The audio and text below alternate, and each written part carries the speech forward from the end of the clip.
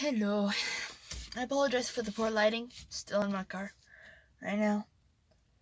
I apologize if I yawn. It's like 10 something at night, so I've been, I've been up since 7 something, which isn't really that early because on Thursdays, I get up at like 5:30. 4:30. I leave at 5:10 for work. Thursdays, anyways.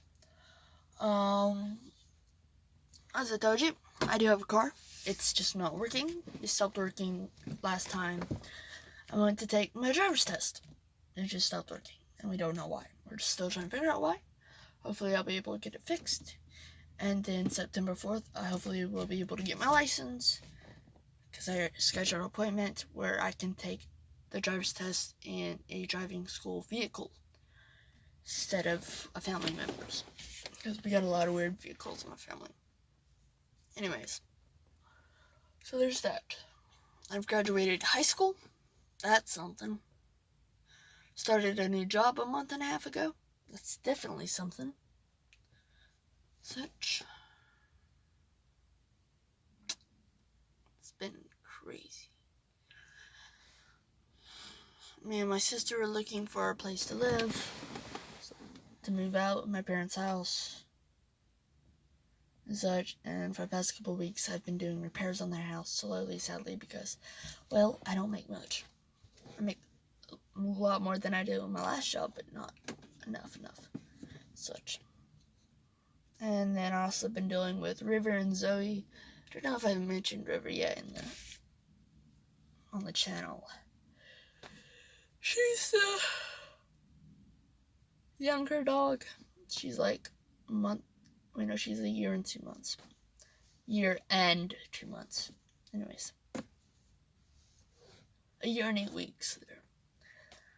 She's very hyper. She's a pit Labrador mix. She's very...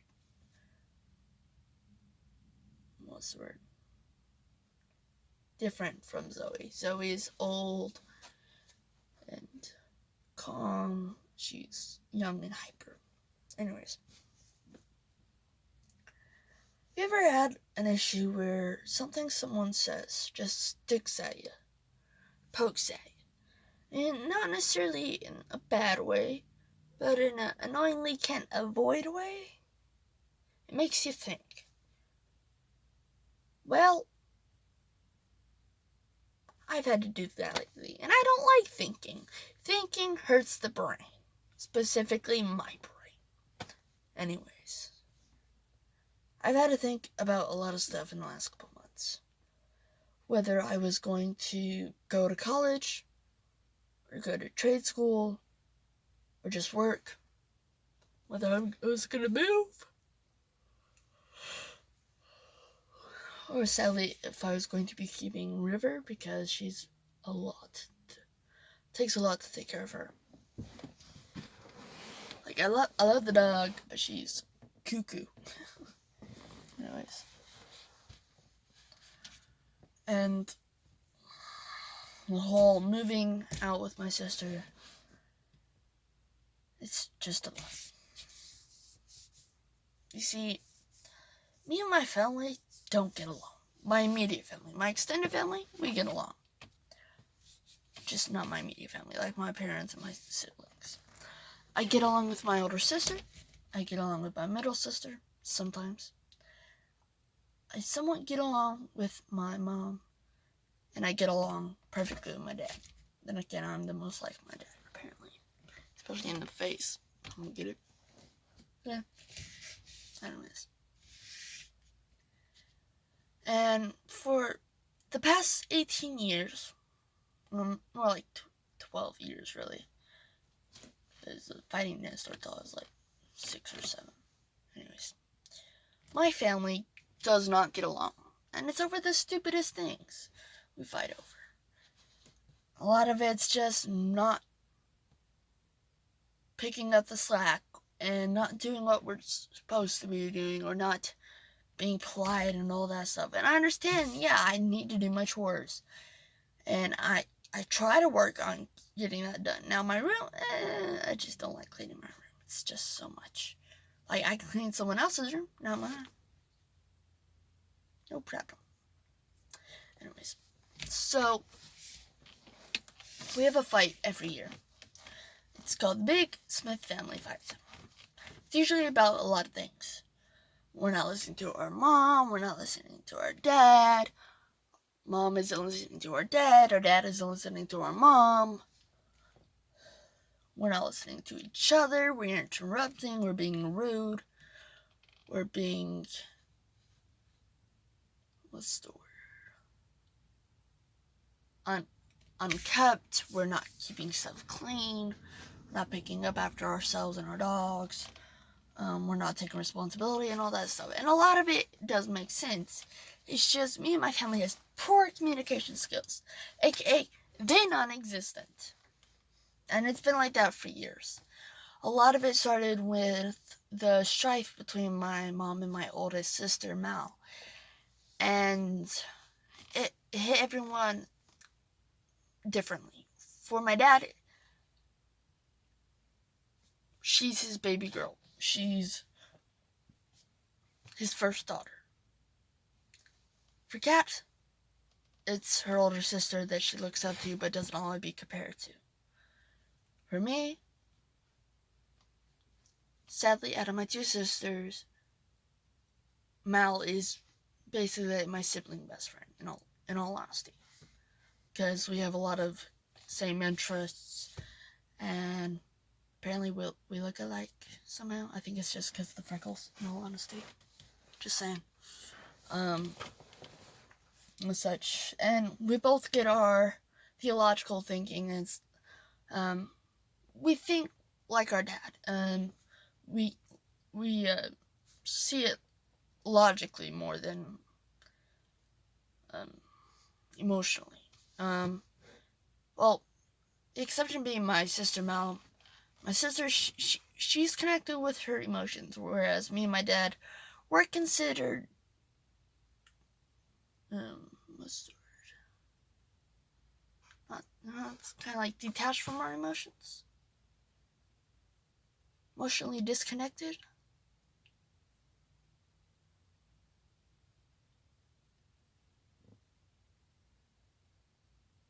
Emotionally unstable?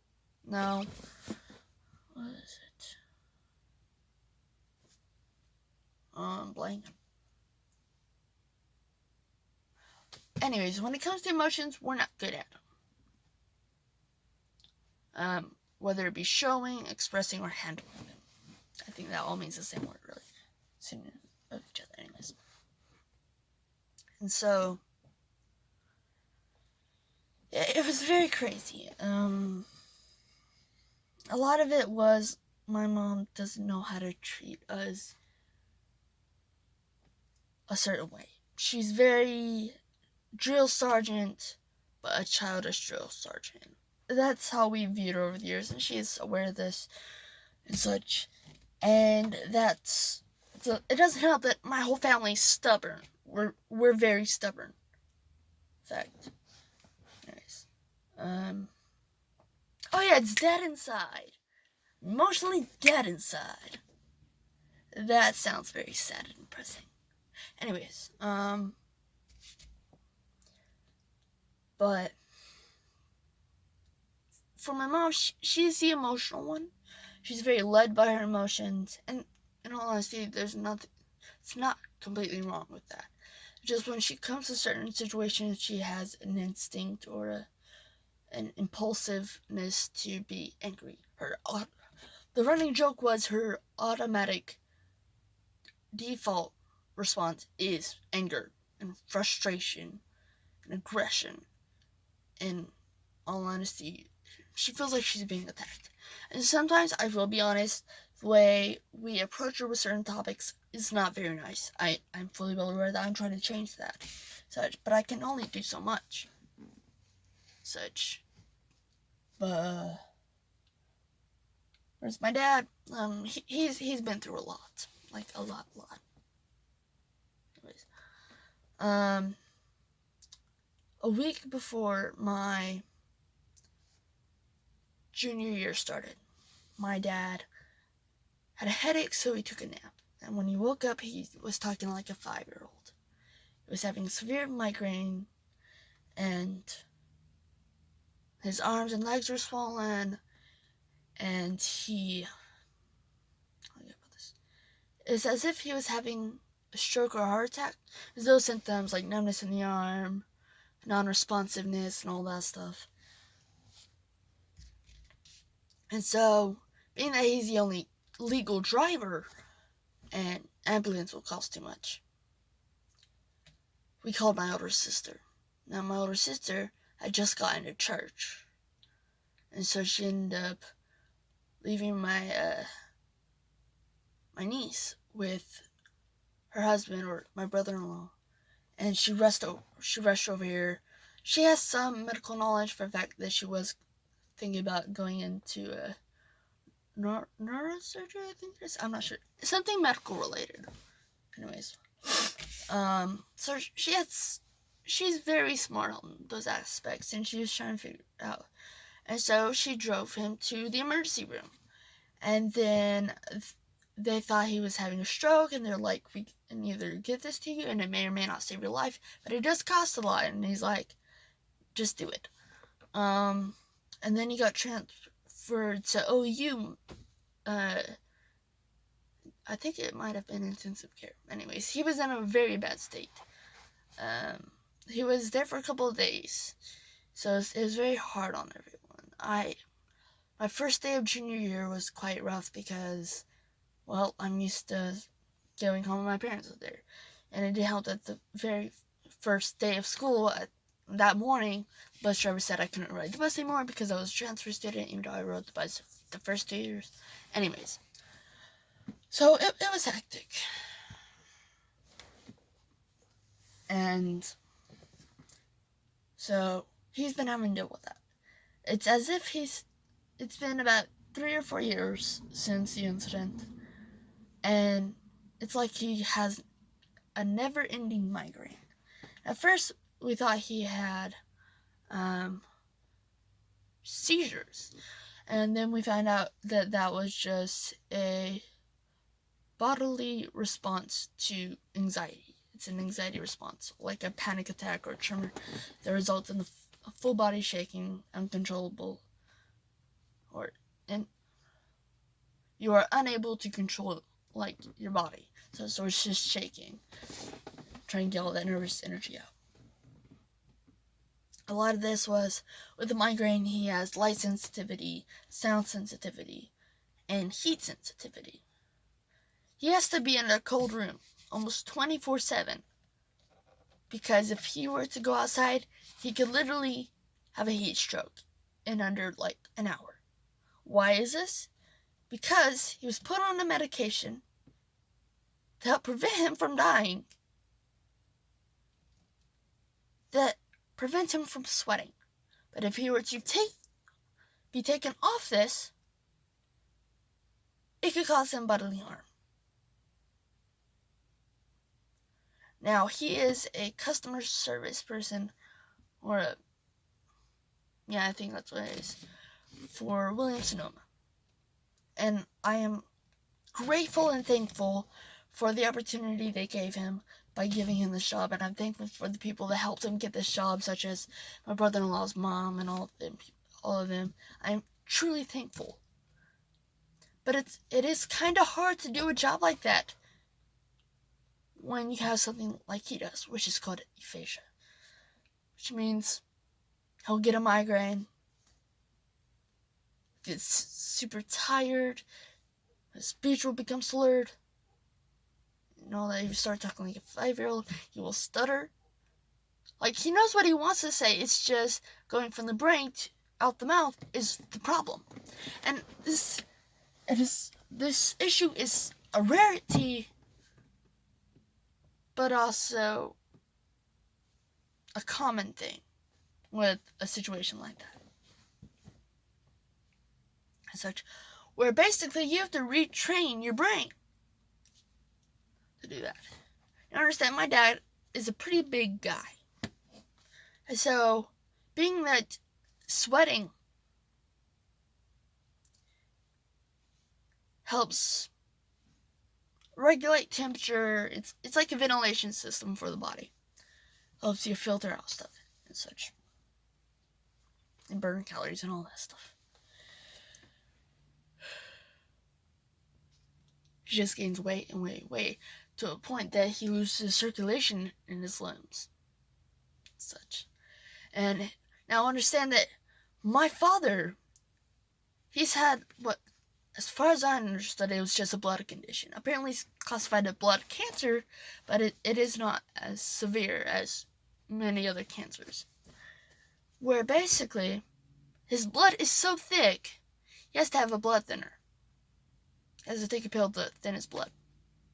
Such. And it is difficult to drain blood because of how thick his blood is. And because of how thick his blood is, you think that means he would circulate easier? In fact, it's the opposite. His skin will turn purple and blue, and it will become all dry and puffy, and it's not good. So in all honesty, my father has been through a lot. Not to mention the fact that his marriage is not that great. In all honesty, not that great. It's been a rough marriage, and he is one of the most astounding, amazing examples I've ever seen of commitment and faithfulness. Whatever hardship, whatever, what's the word?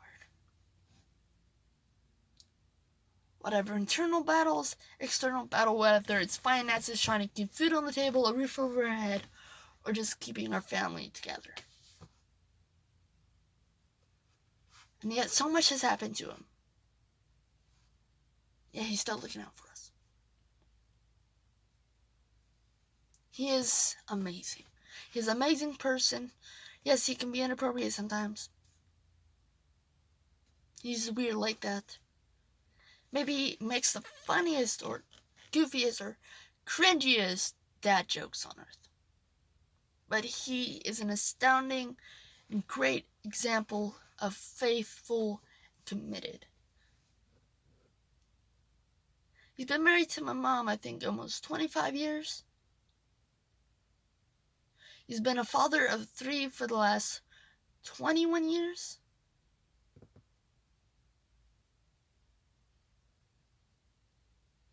He's had to deal with doctor's appointments, ER visits, sick days, power outages, taking us to school, picking us up from school, and all this stuff. And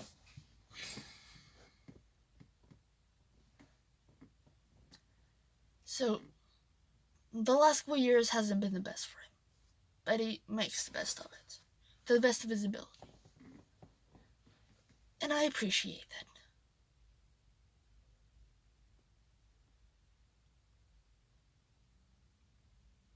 But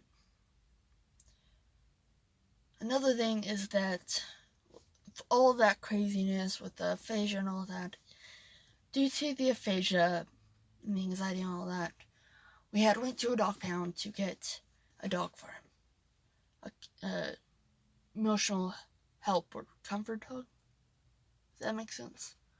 An emotional support dog. Yes, that's what it is. Emotional support dog. And that's where we found Tessa. She was a 1-year-old German Shepherd mix. She is quite the handful. She's such a sweet dog. And this past February, I was walking home and I had found a dog. She was a 6-month-old puppy, a pit bull lab mix. No collar.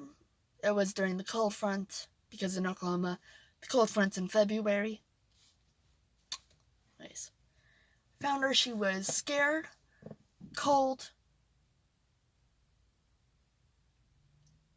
She just needed someone. Understand, I had a coffee in one hand and 3 layers on. So I went up to it, see if it had a collar, checked around the park, see if the owner was somewhere, even checked in the bathrooms. No one was in there. Such, there was no cars parked and all that. And I was about to leave that dog there in the cold.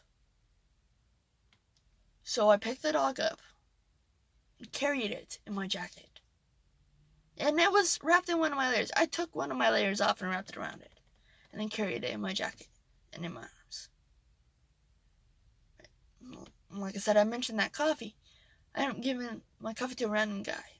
He's a really sweet guy. He's just been down on his luck lately.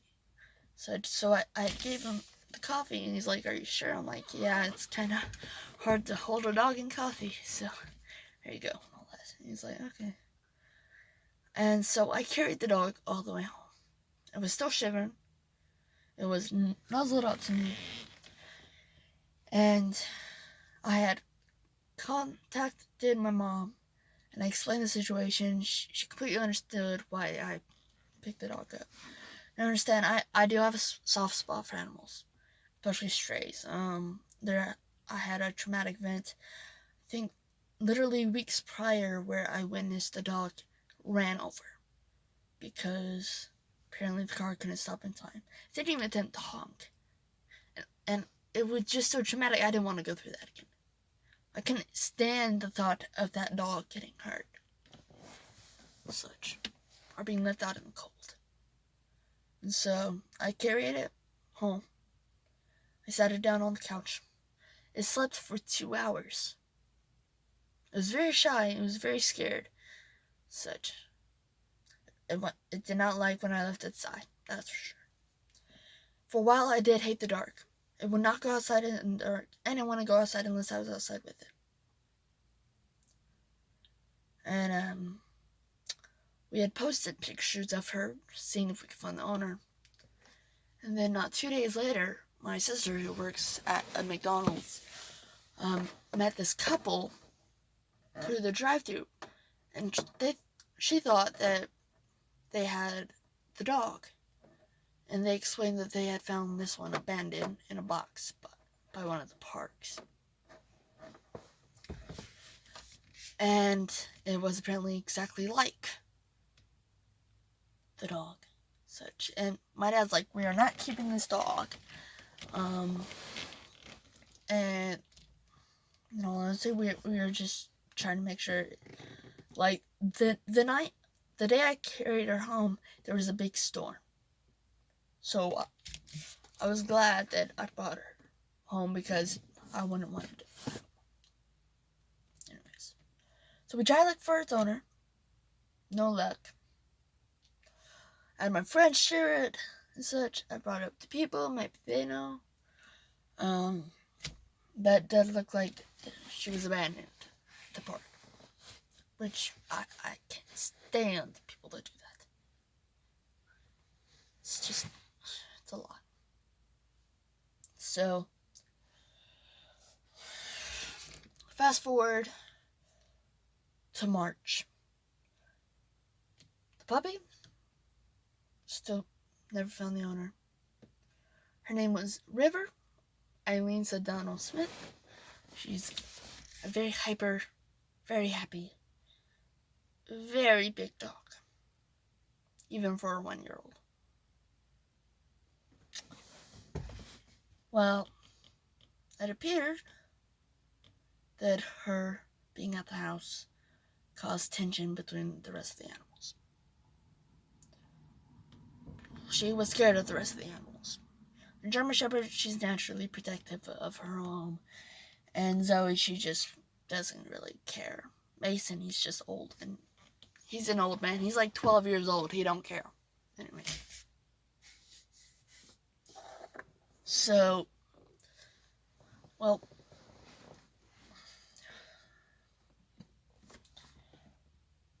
we went to take them to the vet.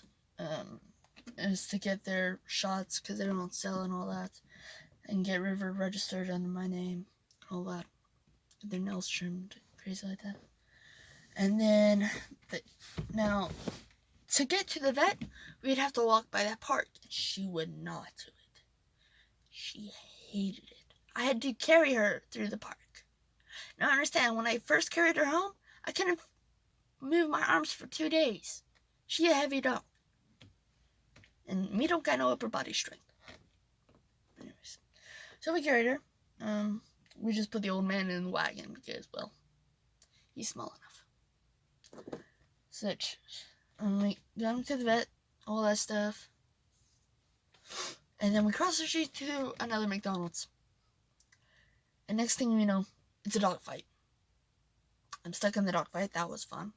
I fell on one of the dogs. We had to separate them forcefully and such. And the German Shepherd had Zoe around the neck. River had nothing to do with it. Mason, he was just trying to attack me. He's like, I don't know what's going on, so I'm just going to try to bite at you. He was trying to bite at my legs and my crotch. Little asshole. For no reason. I was away from the fight. He's like, I think you're part of it. Meh. Anyways. And so, that happened. And so we had to keep them separated. That was no fun. And very difficult. Then later that night, they got into a fight again. And again, the German Shepherd had Zoe, the 11-year-old dog, around the neck, gripping the death grip. And then just ended up grabbing her collar and holding her by her collar. Such. And Zoe, she's pretty smart for a 11-year-old pug Labrador. So she's going after a German Shepherd's eye. I'm trying to break them apart. My mom's trying to break them apart. My sister's trying to break them apart. My dad tries to break them apart. That's when everything goes bad for him. His own dog. And the chaos of it, as he tried to get that dog's mouth, to get Tessa away from Zoe. And now understand, by this time, Tessa's eye is pretty red. Because my dog, when she's trying to defend herself, she gets aggressive. And Zoe, she has a sore neck. You touch her, she don't like you. She had a bruised neck for like a week to almost 2 weeks. Because of the incident. Such. And in the process, she lost a nail. And 2 teeth. Anyways. The result of the fight, the German Tessa had bitten my dad's arm and part of his finger off. It's really gross. My dad automatically went into shock. He just kept on repeating, call an ambulance, call an ambulance, call an ambulance. He just put his arm out and let it drip. I can't stand the sight of blood, in all honesty, I can't. Especially the sight of part of a female before. Ugh, gross. Anyways. So ambulance is called. My grandma goes with them, so does my mom.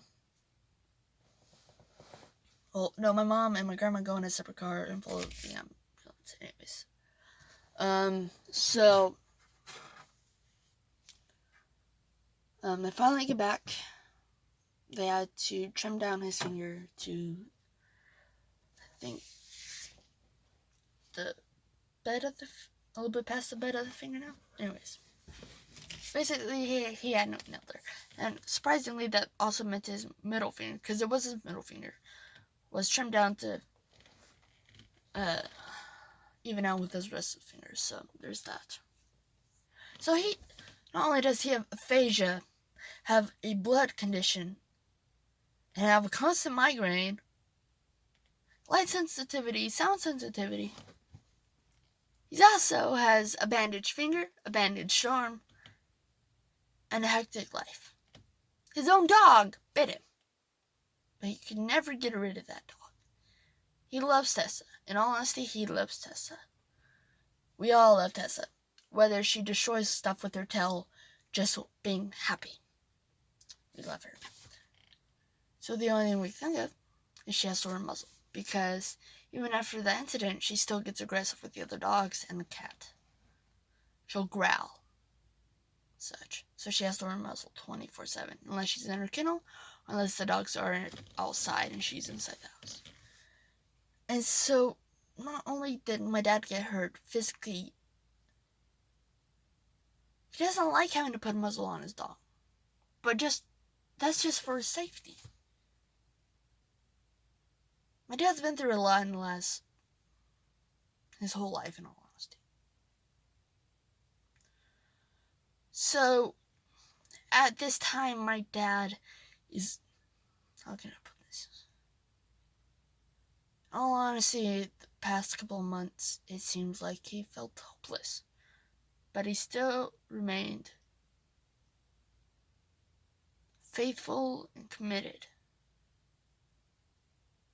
It's reckless abandon, I think. Anyways.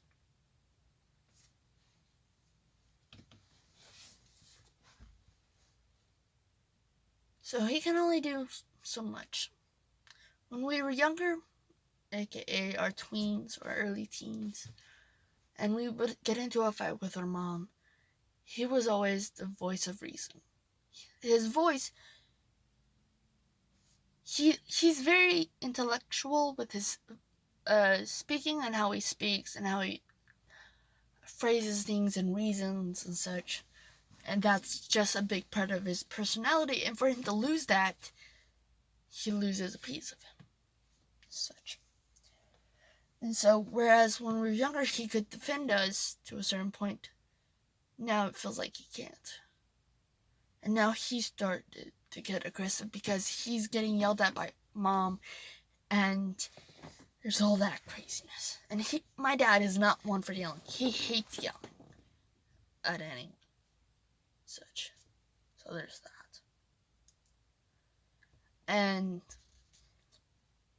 so he can't do much with the fights. And sadly, my mom she has a cycle she goes through with my sisters and me. That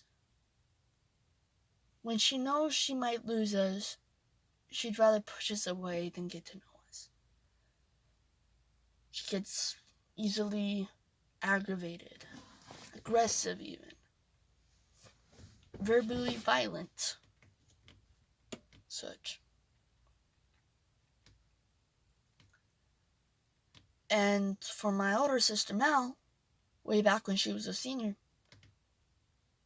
last straw was picked. My mom told her to move out. And that was a big shift for us. Her not being out of the house. Such.